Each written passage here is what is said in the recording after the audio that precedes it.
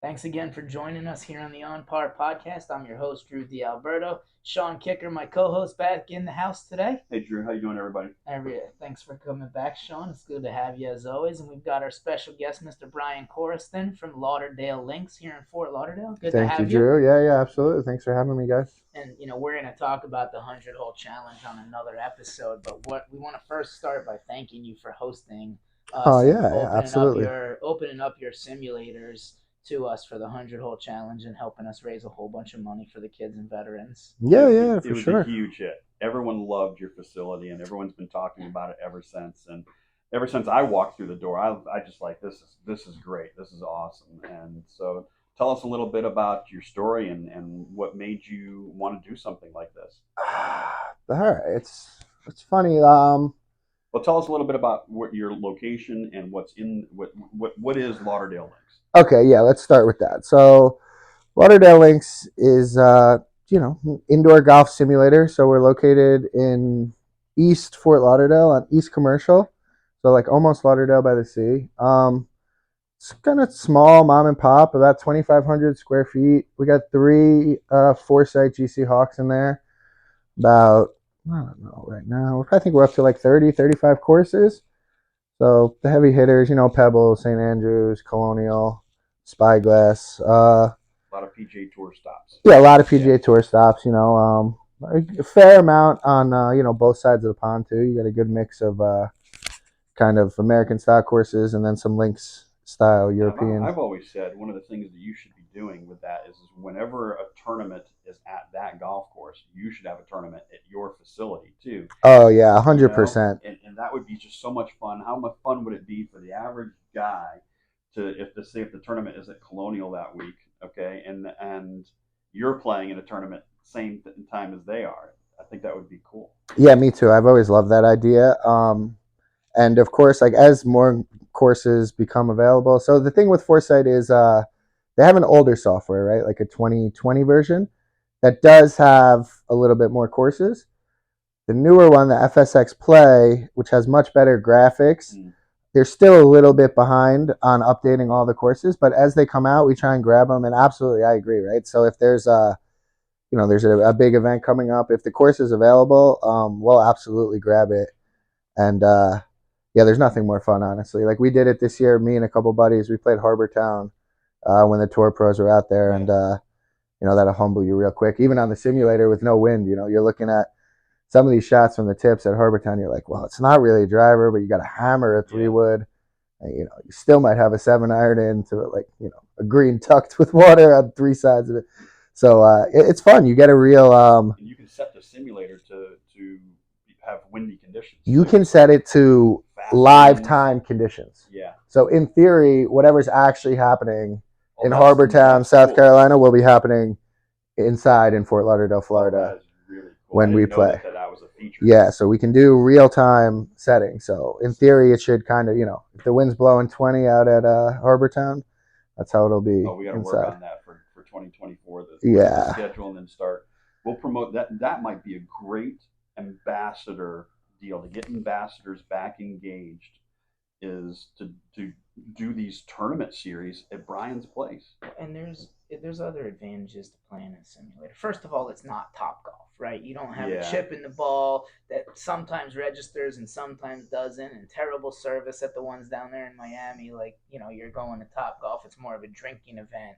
Now, not to say that people can't have a drinking event before or after at your place, but you're talking about you want to be able to play really nice courses Yeah. in air conditioning, Yeah. in pristine conditions where we were there hitting. And I played Brian's 72 got the holes. music playing. It's a and cool vibe. we were watching. well, we were joking around about how you look outside and it's torrentially downpouring. It looked like a hurricane outside Yeah. at parts of the day, and we were just laughing because we're sitting inside, hitting balls, eating laspadas for lunch, and having a grand old time. It was nice. It was a good time. Yeah, it is fun. It's almost like you get, I mean, because, obviously I'm in there every day at this point. We're still such a new business. I'm putting in a lot of hours, but it's almost like you get a little bit of that casino effect. Like you don't know what time of day it is. Like my mom called me yesterday. She's like, "What's going on with the hurricane?" I'd be like, "I've been in the golf simulator for 11 hours. Like the hurricane doesn't I'm like, there's no hurricane that's affecting me. You hear it on the roof sometimes, the rain, and then guys will look at their watch and be like, we've been here for 5 hours already, because it's very. I mean, whatever time you go, 8 in the morning, 12 at night, it's almost the same vibe. You know what I mean? Like once those doors are shut and you guys are in there, the music's going. Yeah, it doesn't matter what's happening anywhere else. It could be dark outside, raining. Yeah, I mean it's well lit, it's clean, it's nice in there. You guys did you had to have put a ton of money into renovating the space, I presume. I mean, obviously, it's not cheap. Like starting any business isn't cheap, and the cost of the simulators is it is what it is. If you want the good stuff, you're going to pay some money. I will say we got kind of lucky with that building, though. Some of at least, the bones, the core things, were pretty good, right? So, like, our bathrooms were nice already. Yeah. We didn't have to do a crazy amount of, like, electrical work, say, which could get real pricey. Like, the plumbing was good. So the bones were there. And, after that, my contractors were really, they really did a great job. They were in and out quick. And, I mean, yeah, so it was definitely a lot of work, but I guess it's in a roundabout way of saying it could have certainly been worse, right? Like I feel like we got pretty lucky with that space. The location I love. I mean, we're right by Coral Ridge Country Club, so we get a lot of those members. That whole area over there by Cardinal Gibbons and Bayview, it's all really nice. And so you're rooting for rain then, right? Because if they unfortunately, I am sort of rooting against you guys. Yeah, I'm rooting for rain. It's like I'm like kind of live my life like a farmer now. Like if we have a month with no rain, like oof, my bottom line's looking. You guys doing the rain dance? The cool thing is look, in South Florida, the weather all summer long is hot. It's humid, it's rainy, right? It's gonna rain. But the other side of the coin is in the wintertime, it gets dark early, right? Okay, exactly. So Brian's open till midnight.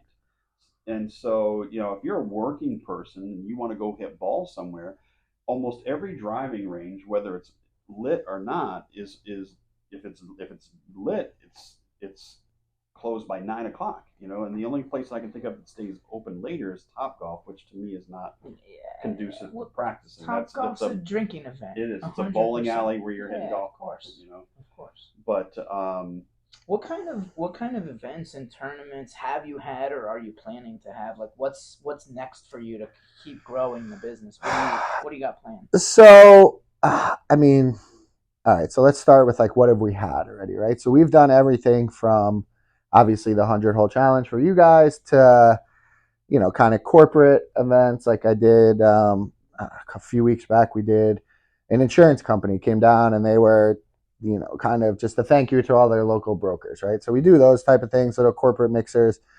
We've also done birthday parties. I've done as young as a 21-year-old birthday party. I've done as old as some guy's 60th last year. So we're it's it's a pretty good range. And we've done I did a bachelor party earlier this year. That was interesting. It wasn't really a bachelor party per se. It was like a pre-bachelor party. So the guys had just flown into town. I guess they had plans for the rest of the night. So they were out of there by like 9 and, very respectful, well behaved, but it was definitely a bachelor party. A golf so bachelor that leads party. Me to a question. Here we go. You haven't been in business that long, but I mean, the golf business has a way of guys being able to tell stories, right? What's one of the strangest things that's ever had that you've seen inside your place at this point in time? I mean, like from errant shots. I was gonna say, like you're talking like golf swings, or just like people's behavior, or give us an interesting story. Tell us. So without naming names, we had at the we had real early on. I was actually out of town. I think I was playing in a golf tournament in New Jersey actually at the time. But it was like one of the first times I had left the shop to one of my buddies to work. So I have a friend, Corriston. He's been around from the very start. He's in real estate. He helped me find the building. He was a big help in everything. And he'll work, if I'm out of town sometimes. So I had Corriston there. It's one of like the first weekends he's working. And we had this guy who kept DMing us like all the time, he on Instagram. Yeah. And all he wanted was a long drive contest. right? And I mean, you've played with me, Sean. I can hit the ball a little bit, and this guy kept he just kept insisting that like I needed to host a long drive contest. So I'm like thinking in my head, I'm like, what can we do? I'm like, you know what? Maybe I'll just tell him like, $20 entry, and if you outdrive me, I'll give you $100. Okay.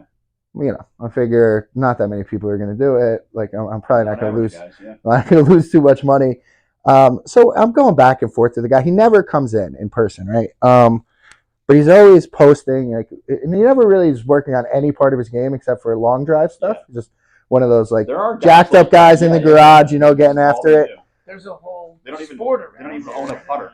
Yeah, I'm not sure this guy even has like a wedge. He's just hammering driver into a net in his backyard. So, he's going back and forth. Seems like a nice enough guy. He really wants to get his numbers. So we finally get him in there. My buddy Christian's working, and then he like calls me in like kind of a panic. I'm like, "What's up, buddy?" He's like, "Do you know this guy?" Like, yada yada. We got over here. He says he's like a long drive competitor. I'm like, I mean, that I know him. Like, no, I don't know him at all. Like, I know who he is because we've talked like through the business page. And he goes, "All right, man, I don't know what to do." I'm like, "What do you mean you don't know what to do?" And you've seen the building, so that the bays are about 3 bays. The bays are about, I think it's 12 feet wide by 10 feet high is like the screen. Yeah.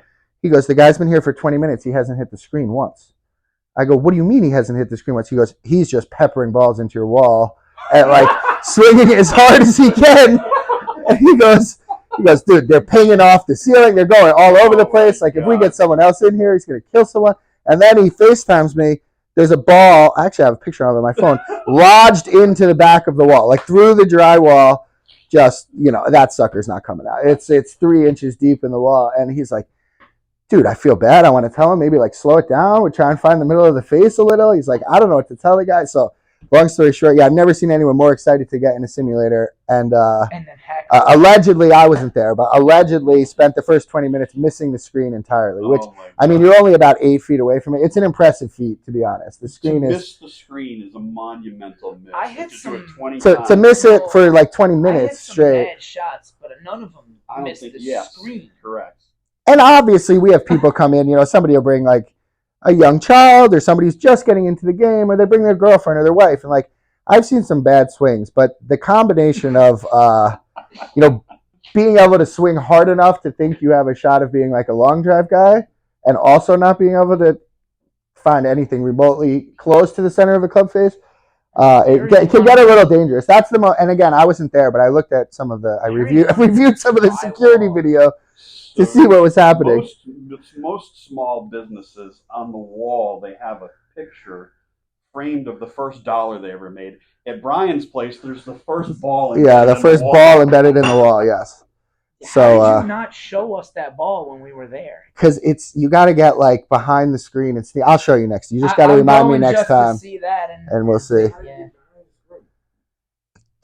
I don't even understand really. Like it defies physics really. I don't know how he managed to do it, but you'll be working and you'll hear like the thud. Like obviously there's a different noise when you hit the screen versus the wall. Yeah. So we've had I'm going to challenge that guy to a long drive competition and bring the cannon. And see if I can embed it in the wall with the cannon. And I was fine with it. I'm like, listen, if you want to come by, like he's just like insisting, like we need a contest. When is the contest? Let me know when there's a long drive contest. So I just made one up. I'm like, listen, buddy, you just throw me $20, and if you outdrive me, I'll give you $100. Like it seemed like a fine deal. And I'm like, yeah, this guy's like persistent on he's going to win some long drive contest. I'm like, you have to hit the ball. Even in a long drive contest, you got to keep it in between like a 50-yard wide football field. Like it's not like, I wonder if and not for nothing, you couldn't beat those guys. I mean, if you can't keep it on that field, you're not beating those guys anyway. Like the side spin and stuff. But a lot of them, only one out of the balls actually will end up. There's a lot of them that they swing so hard, and there's so much face rotation going on in that motion that it could go hard left, it could go hard right. And I'm very familiar. Just trying to get one drive that's 350 to 400 is what you have to hit the ball these days. Yeah, I mean, and I try it. Like I'll I spend a lot of time in there, so I'll gas it up every once in a while just to see. And you're right. Like the faster you get, just the margin for error is so slim that I could hit a pull draw that's 50 yards left, and the next one is you blocked out to the right. Yeah, certainly when you get into that, I don't know, 130-ish swing speed range around there. Swing speed, yeah, swing speed. Once you get up to like the 130-ish, and ball speed getting closer to 200. Yeah, I'm not there yet. I'm on a 190 quest right now. Approaching 190, right? Yeah, I've had a couple of 87s, 88s.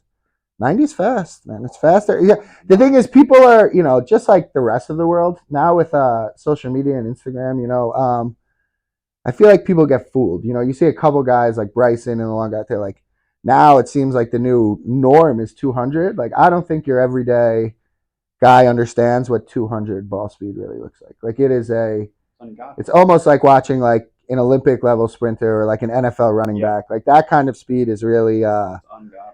Yeah, and people. Unnecessary. If you look at Bryson DeChambeau now, and you look at from 2-3 years ago when he was going crazy with this stuff, right? Mm-hmm. He's not doing that now. You watch him on. No, he's definitely dialed it back a bit. He's lost some weight. He's not going after it like in that fashion.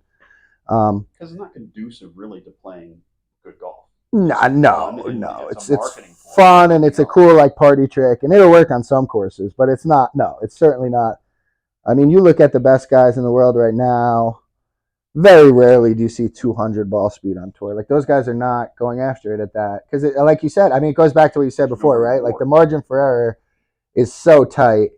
And Brian, you're generally a big guy as well. And you're a big guy. So how much of it is more, let's say, flexibility than muscle for you? Would you say? Dude, I couldn't even tell you. What I can tell you is that I can't imagine I'm like the most flexible at this at this stage of my life. Right. Like, I mean, to be honest, I could be doing a lot more, right? Like, I took up doing downward dog and warrior pose every day. Sean, I do almost nothing. I wake up,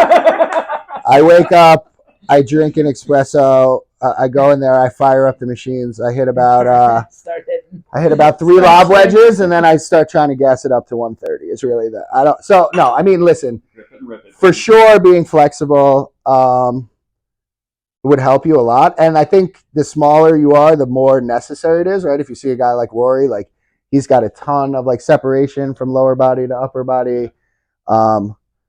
For me, I mean, I have the weight behind it, so I can I don't have to corkscrew as hard as Rory. I can almost like sway it a little bit, more like a Fat Boy John Daly type of move. Like, if I get across the line and just sway and get my hips going, like, I can generate enough speed that way. But I mean, golf's a funny thing, right? There's a million ways to do it. Like, you see little guys hitting bombs nowadays. I mean, the best example is the girls, right? You go to like some of the LPGA girls, like, they're not I mean, or even like the women long drive is even better. Some of those girls, they're 5'8", 160 or something. So it's not an incredible amount of mass that they're moving. That they're doing that on technique and like ground force. The girls are really good at using their legs. If you want to get better, honestly, you should watch the girls, man. Like, their form is so good. They don't really miss fairways because they have to, right? So someone like me, I mean, I need lessons from Sean currently, right? So I'm a 5 handicap right now.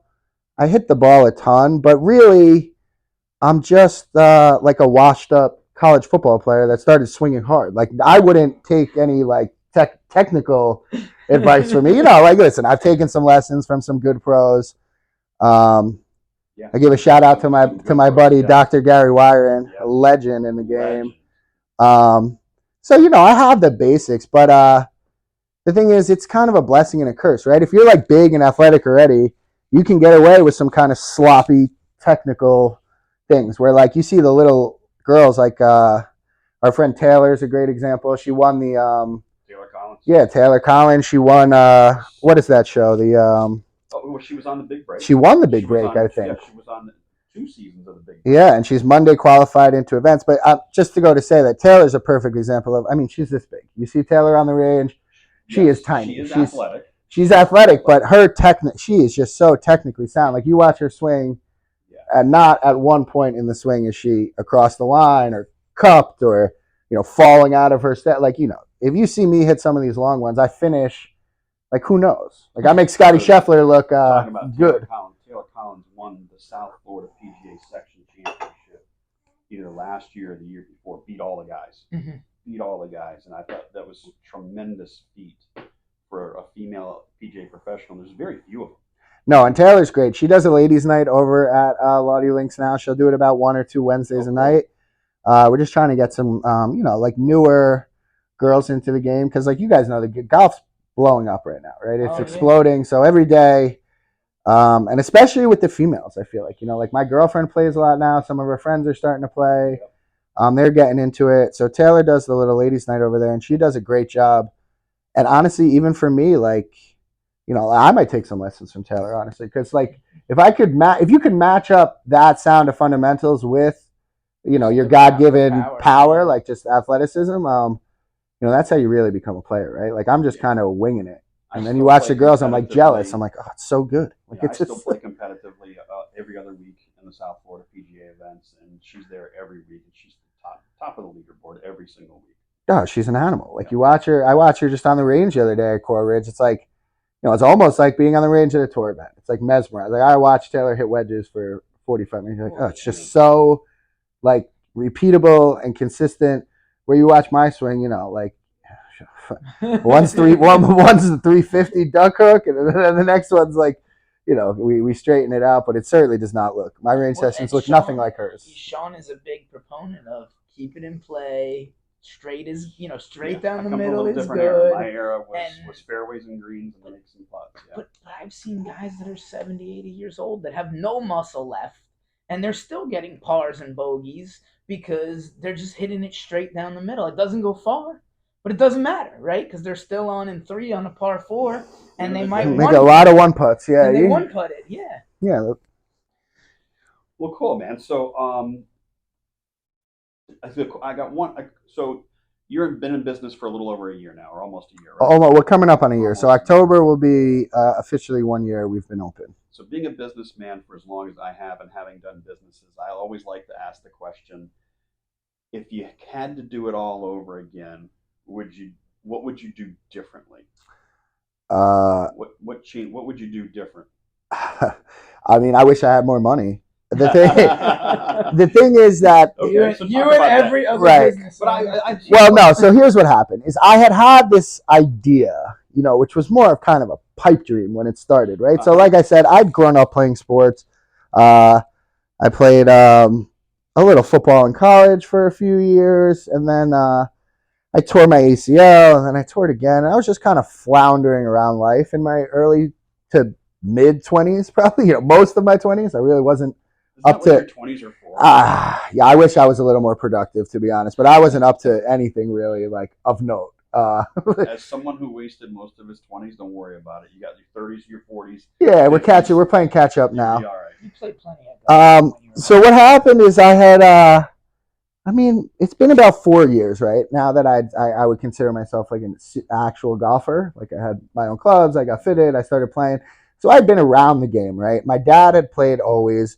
I grew up, fortunately, my dad was a member of a country club like my whole life, right? So I'd been around it, but mostly just like, my mom would take us to the pool or something. I maybe took, one lesson or a little kids camp like once or something. But I was busy as a kid, right? Like I played a sport, what I call a quote unquote real sport. Yes. Like as a kid, like I was playing football, basketball, baseball, I wrestled for a while there too.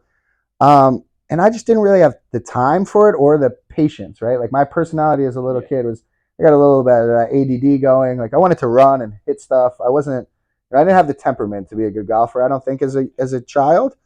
But then in college, I caddied, right? So I caddied in the summers, and then I started being around the game more. I started watching the game. I would say I was like, at that point, I was a golf fan, but I still couldn't play, really. You know what I mean? Like I understood the basics, like the grip and stuff, but like, I mean, if you told me to break 100, it would have been a real, like that would have been a real big money game to see if I could even, slap it around, break 100 from the whites. Like I really I wouldn't consider myself a golfer. So then I moved to Florida, and I'm like, you know what? You live in Florida. Like, why don't we give this golf thing a try? And I was working like a sales job, 9 to 5, and then I was bartending on the weekends still for extra money. And a couple of the guys at the bar. A couple other bartenders, barbacks, like, they had a little game together. They would play. So I started playing with them. And then the pandemic happened, right? And then I was, whichever way you want to look at it, fortunately or unfortunately, for a while, bartenders were getting paid a fair amount of money for doing absolutely nothing. Like we would get some nice checks every 2 weeks, and we had nothing to do. So then I was just playing a ton of golf, right? Like I was probably playing 4 or 5 times a week. Yeah, you and everyone else. Yeah, there was nothing to do, right? So I was just playing golf, playing golf, playing golf. And then the pandemic kind of slowed and it goes back to regular life. And then you got to go back to your real job.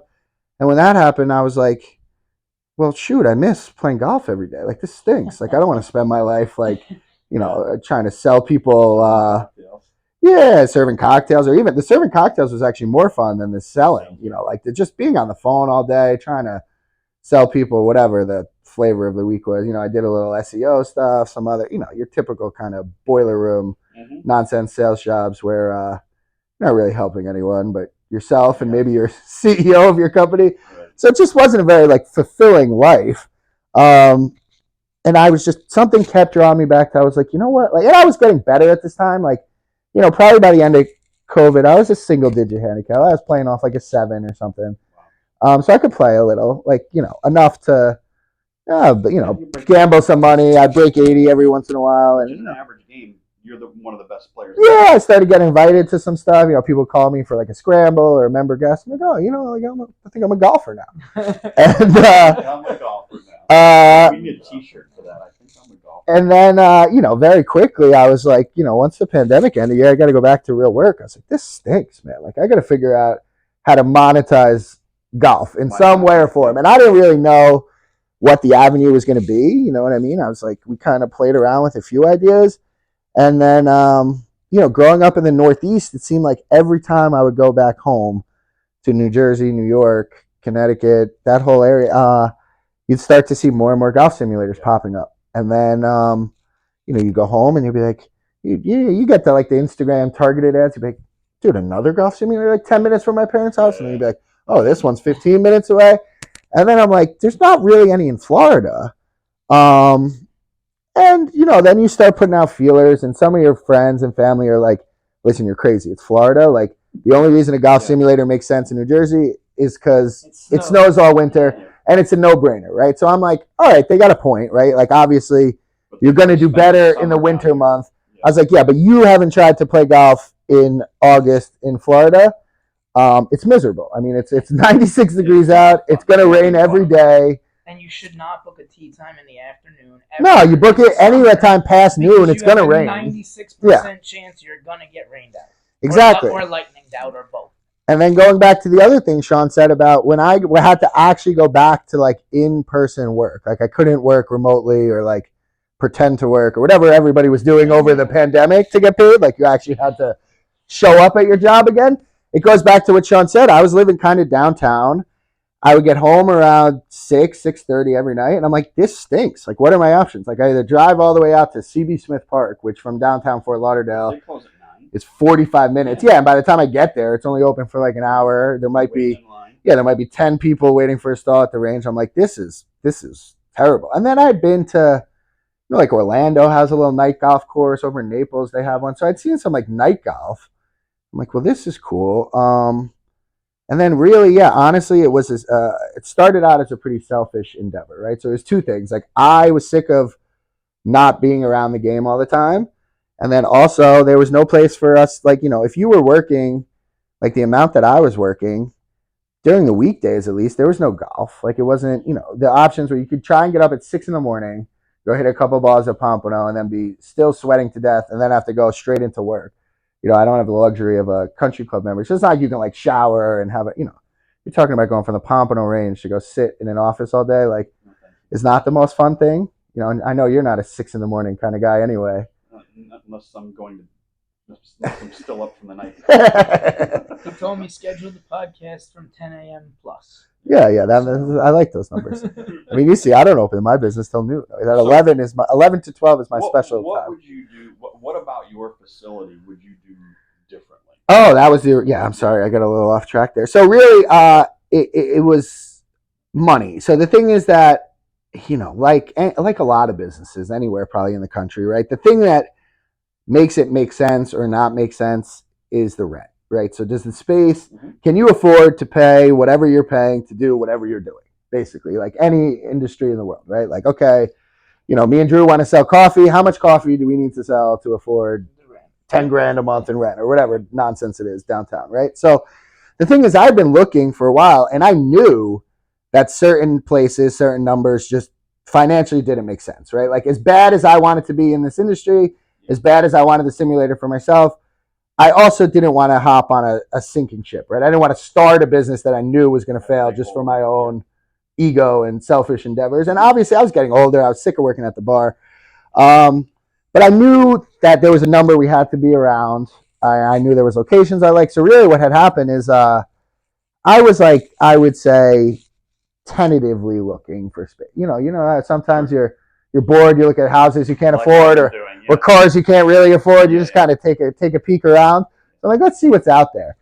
And it hopped up, and honestly, I really wasn't 100% ready, like financially and stuff, but life happens, and the deal was on the table, and I knew, like instinctively, I just knew. I had looked at enough of the market. I knew it wasn't going to last. I'm like, we either got to jump on this thing, or it could be another 6 months, it could be a year, it could be 2 years till we find something that I like that makes sense. So that's what I had to do. I was like, all right, we got to get the space, and then let's sign a lease, let's get everything under contract, let's get this man paid, and then we'll figure out the rest. It was really so I had just signed the lease for the building, which still kind of like, not what any serious businessman would call a good business plan. Because there is no business plan, really. From what I'm hearing is you a little bit. You got lucky with the space, number one. So I had been, like I said, my friend Melly was in commercial real estate already, so he had been on the hunt, right? We had been sending each other back and forth, but like I said, kind of like, you're looking for your dream Mercedes, right? You don't really think it's going to pop up at a price that you could afford. So it was really more just, kind of something to talk about late at night when the boys had a few. Like, oh, we got to get this golf simulator thing going. And then, one day, it's a Monday morning, and I'm like, oh, shoot, this pops up. The price makes sense. I'm like, and I had been saving money because I'd had this idea. So I had some coin. What I didn't really have was much of a plan after that, But I hopped on the space, and Foresight was really easy and good to work with, right? So I got that stuff all aligned. So I'm like, okay, now we have a space. In a week and a half, we're going to have simulators. I had some friends in construction. I'm like, all right, we got contractors. I'm like, let's go. Like, the time to go is now. So, but basically, what happened is I got the doors open. We got the simulators in. We furnished the place. We made it look nice. I mean, I think it looks pretty nice. That's very good. And then I kind of ran out of money. Like, that was it. Like, now I'm like, I have to make money. Like, to pay the rent this month, we better make some money. Like, it's time to open the doors, book some events. So, going back to your original question, what I would have done in an ideal world, you needed more capital. You'd have some sort of advertising budget, not just like word of mouth and your friends telling friends and Instagram, and more of it. Like, you should be.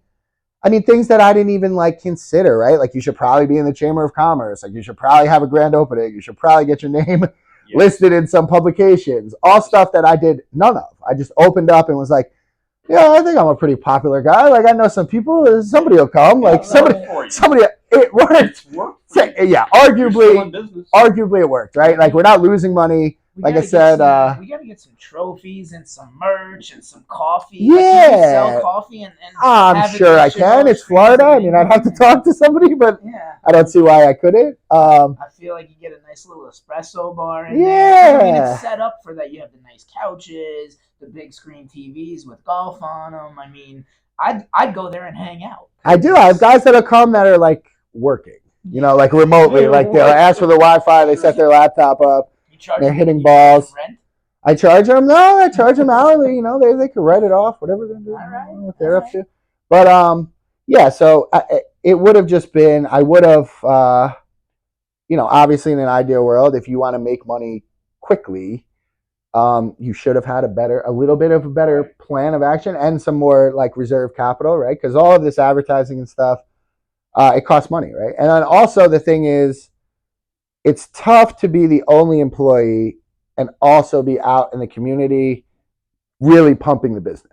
you can't do. You know what I mean? You know, it's tough, right? So I knew that. I knew what I was getting into. I figured it would be about a year or two. I was thinking I was going to give it 2 full calendar years is what I had kind of negotiated with myself. I'm like, let's give this thing 2 years. If you got to work 84 hours a week for 2 years, that's fine. But when we get to year 2, we should really know if this is a viable business or this is just your hobby. And it's time to like take it out back and shoot it. Mm-hmm. And honestly, approaching the end of year 1, things are fine. We're not losing money. I'm making a little, but it's time to step it up to the next level. And I think, in this day and age, I mean, we're sitting here doing a podcast. I don't have to tell you guys. It's all like kind of digital. It's gone digital, the marketing thing, so you just get some content out there and kind of put my focus more into growing the business than just working at it. I think we talked about bringing Drew's son on or something. Right? I think I messaged you on Instagram and was just like, "What's up with this first tee?" You were posting stuff. Yeah, and you had followed me. Followed you, and next thing you know, you send me a DM. Yeah, because I saw your impressive credentials list on your thing. I was like, "Who's this guy? Let's see what he's up to." Man, it took me like 40 minutes to read his bio. Yeah, that's what I mean. It's a lot of impressive stuff. And he goes, this isn't even everything, and I'm like, oh my goodness, right. I was out of breath, and that's hard to do. Yeah, I coming from someone with 0 credentials in the golf space. I was very impressed by Sean's resume. Well, you can hit the ball really far. Isn't that a credential? I mean, sure. Yeah, should I put that on my Instagram bio? How my furthest drive? No, but wait, what is your furthest drive? Oh, I mean, on the simulator. Yeah, sure. So I hit one the other day. They have a little contest on there, so you can log in. It's very cool. You can log in. It's almost like an Xbox Live situation. So you have a username and password, and then you can compete against other guys all over the world as long as they have foresight, right? Okay. So guys will log in. So they'll give you a whole, basically, right? So you can do, and actually now they have another cool. Did I show you the pin seeker thing they have now? So now they have an app where you can bet other guys, like live bet, 20 guys will all throw in $5, and whoever gets closest to the pin will take the pot. I mean, I'm sure pin seeker's taking a little piece of the action, but you can get paid real money for playing these little simulator games online. But yeah, I hit one in a long drive thing the other day. I think it was like 342 carry, 370 total. And that's on like stock. I mean, not stock. I'm playing a TSR 3 on a Ventus Black TX, but it's a gamer drive. It's not like a long drive setup or anything crazy. Well, so I could move the ball. I hit one farther than you. Oh, you did? Actually, yeah. Drew got a glitch on like a 500-yard 9-iron. Say out of 150 swings, I hit one 438, and I'm like, that can't possibly be. That was impressive I wouldn't need a rocket launcher to get it that far. Yeah, you will get an occasional little system glitch over there on those things. And everyone that was playing, we had about 8 guys in there. Everybody agreed it was pretty darn accurate. It is, yeah, and they're obviously like any technology, right? They go through their sometimes I'm a little not the happiest about the upgrades and updates, but it's all, they're figuring it out too. You got to think like in the grand scheme of things, the whole industry is relatively kind of brand new, so like even to give them credit on Foresight's end, like they're still figuring out some glitches. So once in a while, yeah, you'll get the 500 hole thing. So that's But still, I mean, it was so infrequent. I think there was maybe 2 out of everybody. Yeah, and then, who knows? In a month from now, they update it and they fix it, and then you find something else that seems to be awry. But that's just the nature of technology, right? Technology, right? Yeah, they're always tweaking it. And to their credit, I mean, they do a good job. The customer service is great. You call them up, they'll do the little remote login to your computer for you. And, you don't have to share this on the podcast, but are there any cheat codes that you could almost make yourself a ringer? So not the only cheat code. Not that people cheat at golf ever, because that's unethical. Yeah, up, down, left, right. Go ahead. Yeah. No, there's no like Grand Theft Auto codes to hit it for. I've seen there is some little thing. Like my one buddy figured out if you're like really deep in the trees, he somehow hits like a driver off the deck that never gets like high enough to hit anything. Like it's kind of a BS little. He'll almost putt it with the driver. It'll just go like run out 150. So I hit a good one out of the tree too. No, I mean, listen, it's hard to cheat those things. Foresights are, every tour guy has them out there with them on the range.